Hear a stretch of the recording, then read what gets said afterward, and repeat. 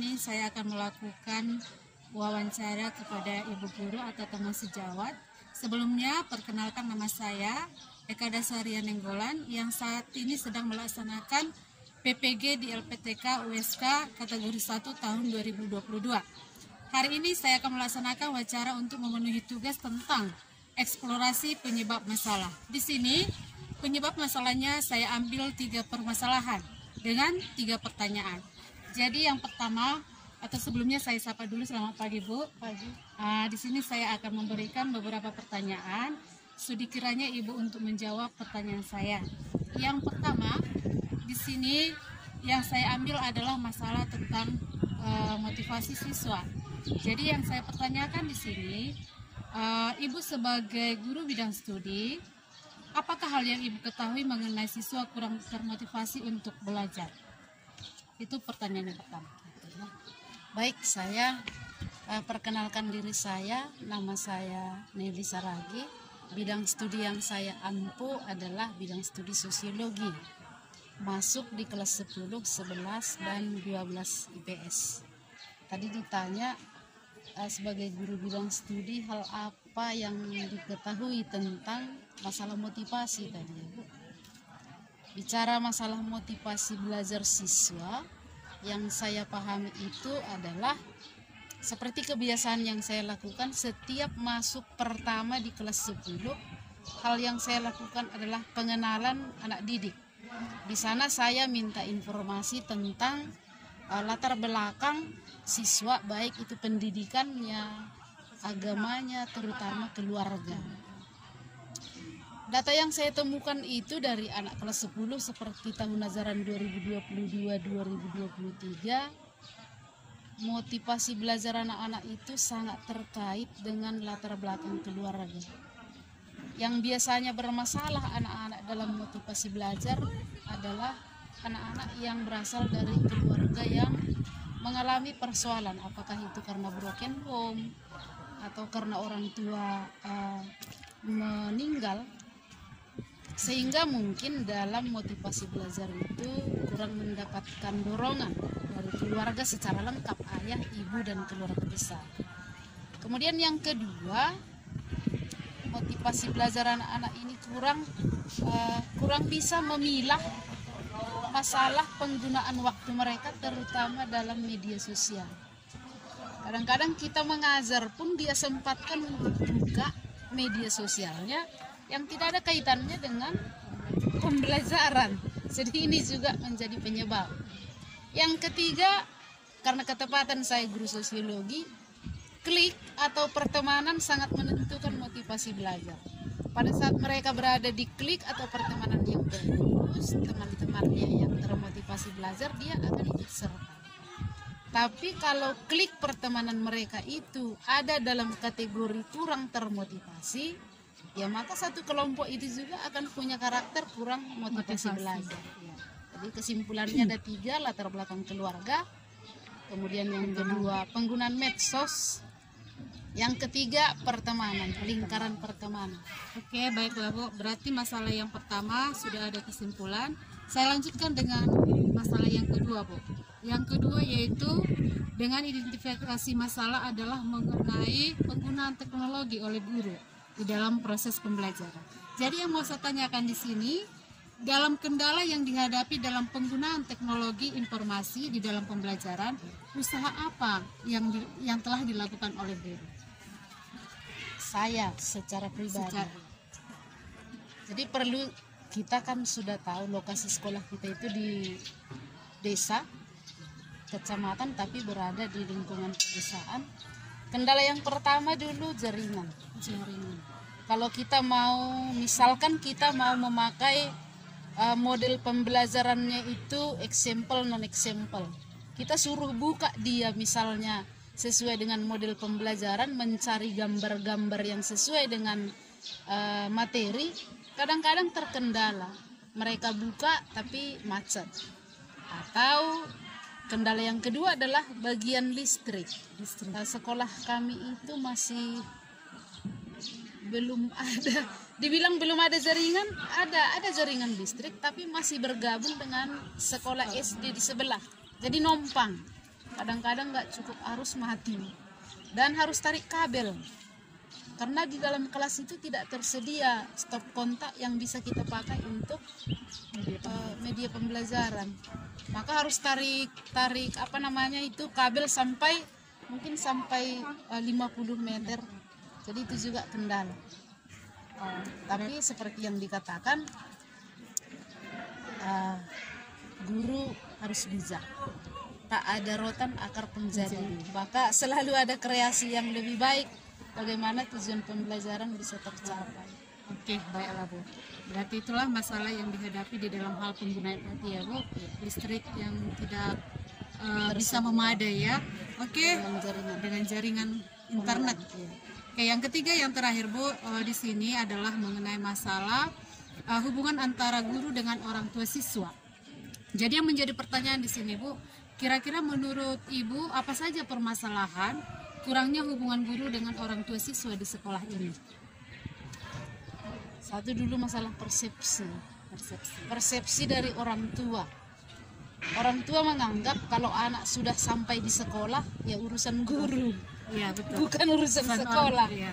Dan kalau dia anak sekolah, semua urusan sekolahnya ya urusan guru. Bukan urusan orang tua. Ya, padahal sebenarnya kalau konsep pendidikan itu kan kita harus bersinergi dengan warga sekolah.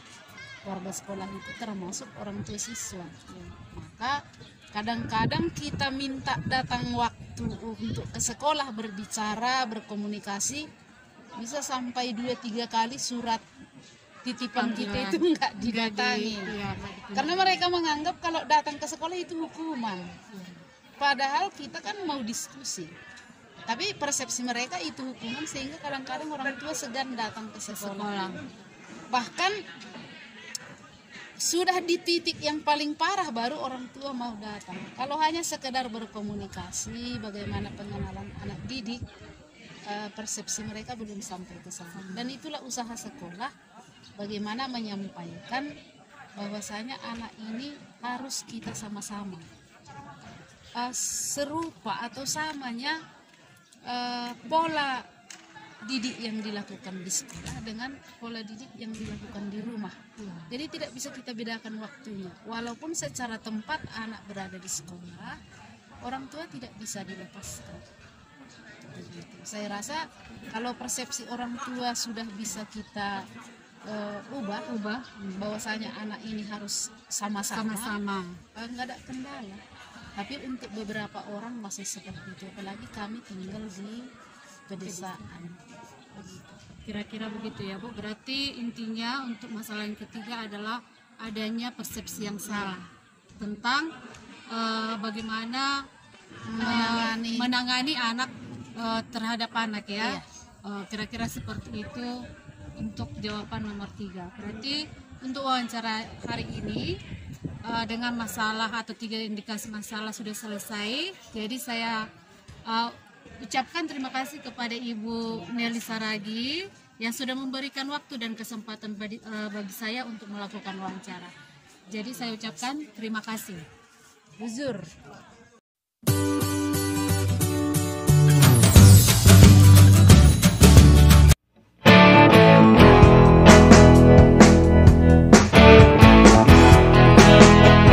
Pagi, perkenalkan nama saya Eka Dasarian Nenggolan yang saat ini sedang melaksanakan PPG di LPTK USK kategori 1 tahun 2022. Hari ini saya akan melakukan wawancara dengan Bapak PKS Kurikulum, yaitu tentang eksplorasi penyebab masalah. Selamat pagi Pak. Selamat pagi. Oke, di sini saya mengangkat 3 identifikasi masalah dengan 3 pertanyaan. Sudi kiranya Bapak menjawab pertanyaan yang saya ajukan.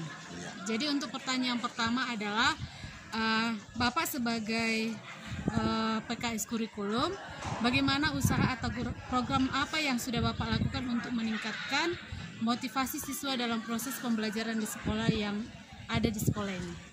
Jadi usaha yang dilakukan sekolah secara umum, demikian juga sekolah-sekolah yang lain, tentunya itu hampir sama sebagai dalam kurikulum.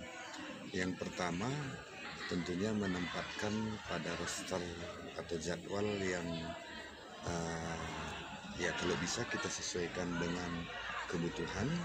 Kemudian yang kedua, tentunya dalam hal ini ada beberapa perangkat yang harus disediakan oleh sekolah dalam meningkatkan pembelajaran, misalnya alat peraga dan lain sebagainya. Jadi ini beberapa hal. Kemudian ada kira-kira rancangan, tapi ini baru rancangan, akan kita buka nanti di sini wifi-nya kalau bisa nanti bisa diakses oleh seluruh siswa, sehingga nanti pembelajaran tidak hanya bersumber daripada guru atau buku-buku yang ada, melainkan sudah dibuka dalam situs web nantinya. Ini kira-kira seperti itu ya Pak. Berarti untuk mengembangkan motivasinya yaitu dengan menyediakan media. Iya. Jadi dalam rencana adalah membuka namanya wifi ya Pak. Iya. Dan ini juga berkaitan dengan pertanyaan yang kedua Pak, yaitu kendala apa yang dialami dalam pemakaian atau penerapan teknologi informatika komputer di sekolah ini. Nah, jadi tentunya dalam hal ini kalau kendala ini banyak sumbernya. Yang pertama bersumber dari pengadaan alatnya. Kemudian yang kedua bersumber dari ada juga dari guru. Nah, jadi maksud saya seperti ini, guru kita pun harus kita bekali juga tambahan informasi yang lain dalam hal penggunaan media IT itu sendiri. Nah, jadi untuk itu mungkin ada nanti dari tim-tim IT yang akan kita coba untuk membimbing kembali atau mengarahkan paling tidak dalam hal ini agar guru dalam memanfaatkannya lebih efektif dan efisien. Oke, saya rasa itu adalah hal yang sangat bermanfaat ya Pak, yaitu membimbing guru untuk melakukan namanya pelatihan IT. Iya. Supaya nanti masalah yang kedua ini bisa teratasi. Kira-kira begitu ya Pak. Dan yang terakhir, pertanyaan terakhir di sini Pak adalah menurut program apa saja yang sudah Bapak atau rencanakan dalam pelaksanaan untuk mengatasi komunikasi yang kurang tadi? Tadi sudah disebut. Ya, jadi bisa kami karena terpaut dengan visi sekolah pun itu tentang pemanfaatan IT dan modernisasi dan teknologi. Jadi dengan kata lain ini mau tidak mau itu harus kita lakukan. Karena kalau kendala misalnya banyak kan guru-guru kita ini tamatan yang pada waktu perkuliahannya mungkin belum zamannya IT. Jadi untuk usia yang katakanlah mendekati pensiun itu kalau disuruh belajar kembali untuk IT ini agak susah. Tapi dalam hal ini kita coba dengan memotivasi kembali nanti kepada guru-guru kita, atau mungkin nanti membawa kembali tim ahli itu yang lebih penting, sehingga pelaksanaannya nanti bisa dimanfaatkan dengan baik oleh sekolah. Oh, ada yang saya lupakan tadi sedikit lagi Pak. Ini mengenai hubungan antara orang tua, siswa dengan guru. Bagaimana kira-kira di sekolah ini? Jadi hubungan mengenai orang tua, siswa dan guru ini biasa terjalin dengan baik. Artinya begini, setiap permasalahan ataupun misalnya hal-hal yang penting kita lakukan ini ada beberapa yang kita lakukan bentuk komunikasi dengan orang tua. Yang pertama dari guru bidang studi atau guru mata pelajaran. Ini pun kalau misalnya ada permasalahan dengan orang tua siswa, itu guru mata pelajaran yang ada permasalahannya itu menghubungkan dengan orang tua. Yang kedua wali kelas, yang ketiga BP, baru yang keempat yang dari kesiswaan. Jadi ini pun merupakan saluran penghubung dengan orang tua.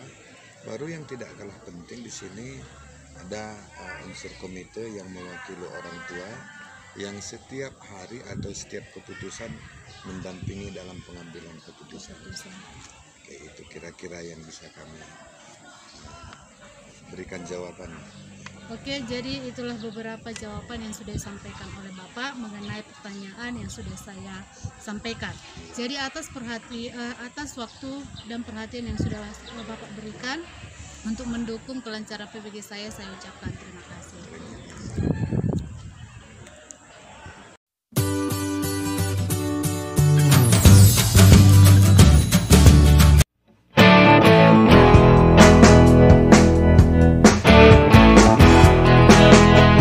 Pagi, perkenalkan nama saya Eka Dasaria Nenggolan yang saat ini sedang melaksanakan PPG di LPTK USK kategori 1 tahun 2022. Hari ini saya akan melakukan sesi wawancara terhadap pakar, yaitu untuk memenuhi tugas tentang eksplorasi penyebab masalah. Jadi di sini saya akan mewawancarai Bapak. Selamat pagi, Pak. Selamat pagi, Bu. Oke, untuk identifikasi masalah, saya ambil ada 3 masalah yang terjadi di sekolah ini. Yang pertama adalah mengenai motivasi siswa yang rendah di dalam proses pembelajaran. Yang kedua adalah kurangnya penggunaan IT oleh guru-guru. Dan yang ketiga adalah mengenai bagaimana komunikasi antara orang tua dengan guru mengenai permasalahan yang dihadapi oleh si anak. Jadi untuk menyingkat waktu, saya buat di sini adalah pertanyaan pertama mengenai rendahnya motivasi belajar siswa. Pertanyaan yang terkait untuk itu adalah yang pertama, Bapak sebagai pemerhati pendidikan, menurut Bapak apa faktor yang mempengaruhi rendahnya motivasi belajar siswa? Ya, seperti yang kita lalui, baru faktornya yang pertama yaitu kurang semangat belajar karena sudah terbiasa dengan belajar dari rumah. Itu dulu satu, karena COVID-19, jadi terbawa-bawa pada saat sekarang ini semangatnya udah pasti kurang. Jadi artinya kedisiplinan juga kurang. Nah, jadi faktornya itu tadi itu, Bu. Yang dua itu Ya. pengaruh COVID, pembelajaran COVID yang dari dan selama kurang ini disiplin. dan kurang disiplin. Ya. Itu untuk Yang pertama. yang pertama ya, Pak. Yang kedua, pertanyaan di sini adalah Bapak sebagai pemerhati pendidikan, kira-kira ada nggak kebijakan yang dilakukan oleh pemerintah dalam mengembangkan penerapan teknologi dalam proses pembelajaran? Ya, artinya itu sudah jelas pemerintah kita harapkan supaya memberikan dorongan yang berupa sosialisasi atau misalnya diklat-diklat singkat untuk kepada semua anak-anak, ya misalnya melalui training-training menggunakan IT. Itu saya rasa. Jadi kebetulan guru IT sini juga terbatas, jadi mungkin dia terbatas, saya bilang. Artinya di tempat ini ada guru TIK atau teknologi, cuma dia juga ada bidang studi yang lain. Jadi harus ada misalnya yang mengajari atau yang memberikan training-training untuk penggunaan IT. Berarti intinya di sini adalah melakukan pelatihan Iya, terhadap iya. guru-guru, Dari pemerintah, iya. terhadap guru-guru ya Pak, supaya nanti mereka tidak canggung dalam menggunakan namanya IT tersebut. Iya. Jadi apabila misalnya ada nanti program dari pemerintah, guru sudah siap untuk melaksanakannya. Itu harapan kita, maunya begitu, ya. Daripada guru-guru harusnya semangat untuk mengikuti pelatihan untuk ini nanti. Karena guru harus selalu belajar, Ya, gitu wajib, ya Pak. ya wajib meningkatkan kualitasnya ya melalui IT. IT, begitu kira-kira ya Pak. Yang terakhir Pak di sini pertanyaannya adalah mengenai kayak mana sebenarnya hubungan antara orang tua dengan siswa. Dikatakan di sini adalah interaksinya, hubungannya kurang begitu baik, yang artinya tidak menanggapi apa yang diberikan oleh guru. Jadi yang saya tanyakan di sini adalah bagaimana sebaiknya dan seharusnya yang dilakukan oleh pihak sekolah untuk mengatasi komunikasi yang kurang maksimal tadi. Ya, ini kalau bisa yang namanya kerjasama, ya ada pihak dari sekolah, ada dari pihak orang tua. Artinya dua-dua harus interaksi. Artinya orang-orang tua murid juga di tempat ini maunya diundang datang. Jadi karena situasi kondisi, mungkin kalau diundang misalnya ada kurang lebih anak kita 400 sekian, mungkin hanya sepertiga yang datang. Itulah misalnya penyampai motivasi kepada orang-orang tua yang tidak hadir. Jadi artinya sekolah tetap berkomitmen supaya antara orang tua dengan orang tua murid ada kerjasama yang baik untuk peningkatan pendidikan. Jadi artinya dari pihak orang tua juga maunya mau gitu. Jangan misalnya kalau misalnya sedikit cuman yang hadir. Jadi sudah berapa kali diundang, kita harapkan misalnya 75% hanya 25% yang datang. Nah, seperti itu, tapi dia setuju. Kalau ada pertemuan misalnya begini-begini dia setuju, tapi itulah karena pengaruh situasi kondisi, ada sebagian mungkin dia hanya mengutamakan pekerjaannya di bertani atau mungkin hal-hal yang lain. Jadi semangat untuk itu kepada orang tua, maunya semangat dia misalnya kalau untuk meningkatkan mutu pendidikan. Misalnya contoh ada kekurangan di tempat ini, maunya ada partisipasi begitu dari pihak orang tua. Berarti intinya sini Pak, latar belakang juga mempengaruhi mengapa komunikasi antara guru dengan orang tua kurang begitu maksimal ya Pak. Kalau boleh saya tahu latar belakangnya apa kira-kira? Latar belakangnya masalah ekonomi ya, misalnya pekerjaan. Ini karena kecamatan termasuk desa ya. Seperti inilah kita di sini, nggak sama dengan di kota-kota. Mungkin banyak yang pegawai negeri atau pegawai-pegawai yang sudah berpendidikan. Jadi ini latar belakangnya juga mungkin tidak tamat SD atau hanya tamat SD. Sebagian yang tamat SMP. Itu kami data dari sekitar kecamatan Simpang 4 ini. Hanya 20% yang berpendidikan. Nah, itu juga berpengaruh. Kira-kira begitu ya Pak. Jadi untuk wawancara hari ini saya rasa sudah cukup bagus. Jadi atas kesempatan dan waktu yang sudah Bapak luangkan, saya ucapkan terima kasih. Ya, terima kasih Pak. Bu, terima kasih.